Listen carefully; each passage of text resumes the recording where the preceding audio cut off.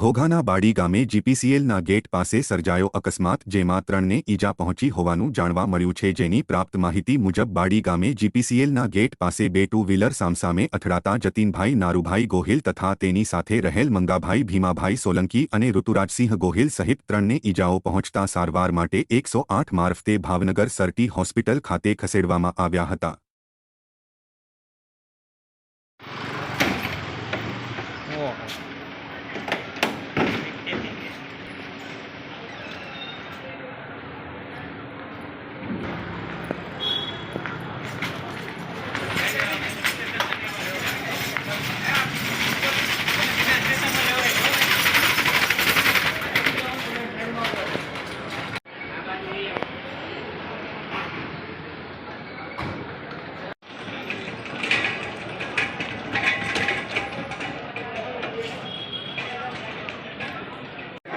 ચાલો આવો જ